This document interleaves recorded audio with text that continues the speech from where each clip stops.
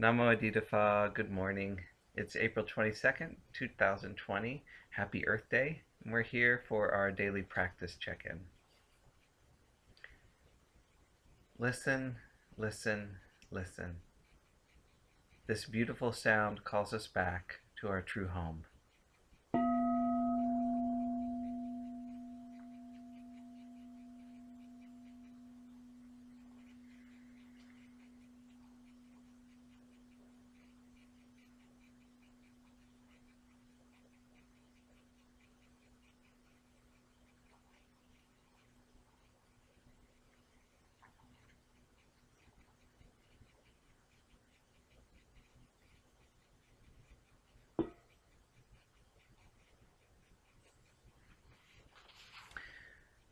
We're reciting the third wonderful precept this morning. Aware of the suffering caused by sexual misconduct, I vow to cultivate responsibility and learn ways to protect the safety and integrity of individuals, couples, families, and society. I am determined not to engage in sexual relations without love and a long-term commitment. To preserve the happiness of myself and others, I am determined to respect my commitments and the commitments of others. I will do everything in my power to protect children from sexual abuse and to prevent couples and families from being broken by sexual misconduct.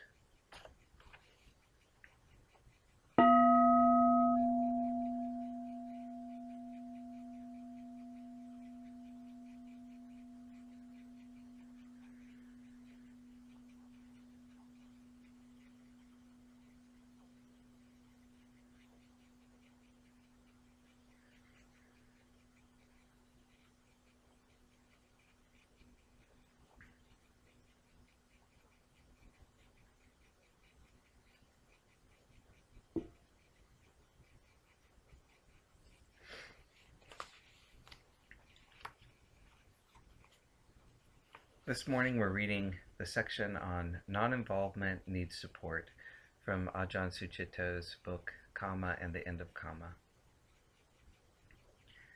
Fathoming attention, then, is an action that causes us to pause and takes us into our minds and hearts more deeply.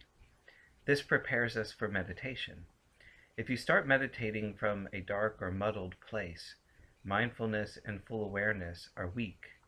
We might tell ourselves that being dark or muddled is being authentic and we should just be mindful of that, which has some truth in it. However, memories, plans, worries, and grudges generally have a lot of power in them. So rather than being mindful of them, they capture attention and get obsessive. So it's important to establish a focus with right view, that we bear in mind how we're being affected by what we give attention to. There's no point in spending time with attention held captive by worry or grudges.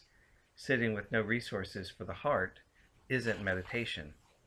It's more useful to enter meditation through fathoming, even pondering and considering how the mind is being affected by things. That is, we handle the mind heartfully. We scan and discern. What brings suffering and stress? What releases that? This intention brings around a mindfulness that supports the wisdom of awakening, to look into dis-ease and the release from dis-ease. Mindfulness just bears things in mind, so for awakening, the heart base, it needs to be backed up by right intention, which is what fathoming attention and full awareness do. The practice isn't going to go far if the mind isn't acting from a committed, ethical, and skillful base.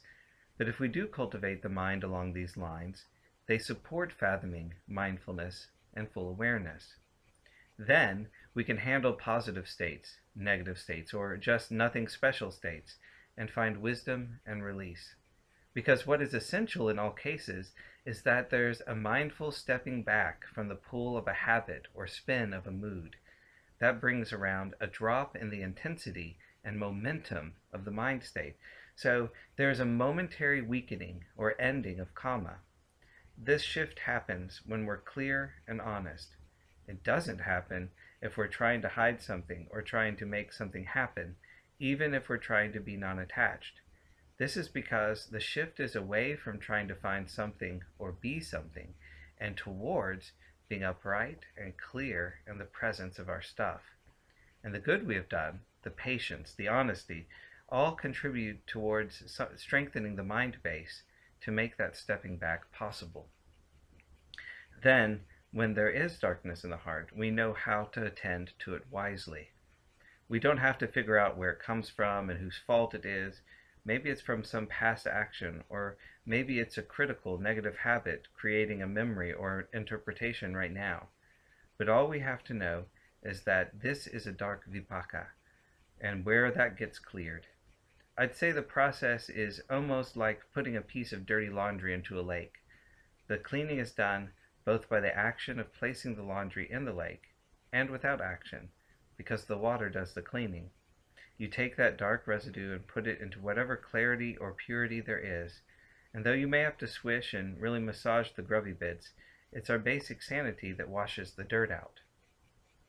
We establish mindfulness, and then full awareness keeps feeling it and sensing it and letting go of what comes up. Whenever some of the dark residues get cleared, full awareness senses the lightness or brightness, and we can tune into that. Over time, as we cultivate, there develops an increasing ground of well-being, a brightness that we can abide in. But because there isn't the sense that I've done this or I'm going to get this, the mind doesn't get puffed up. It remains quiet and receptive. In fact, any kind of self-view just confuses things, because as you witness in meditation, getting caught up in thoughts and moods isn't a personal decision. And it's not that I'm not attached either. The mind was spacious and steady. Then thoughts about the future or someone who's giving you a hard time comes up, and suddenly you're in there, tightening up and speeding up and proliferating about it all. And the view comes in as to whose fault, and what you should do, and why me. It starts with a bias, moves into an action, and then it becomes a person. So getting free can't be done through an apparent self who is or should be in control. Instead, it requires the skills of an attention that has the capacity to handle old Kamma as it comes to the surface. Our practice then is led by Dhamma rather than driven by self-view, and it inclines towards stopping the old rather than becoming something new. It's a cultivation that frees up, protects, and gathers us into a free space at the center of life. It's the Kamma that leads to the end of Kamma, and it tastes of freedom.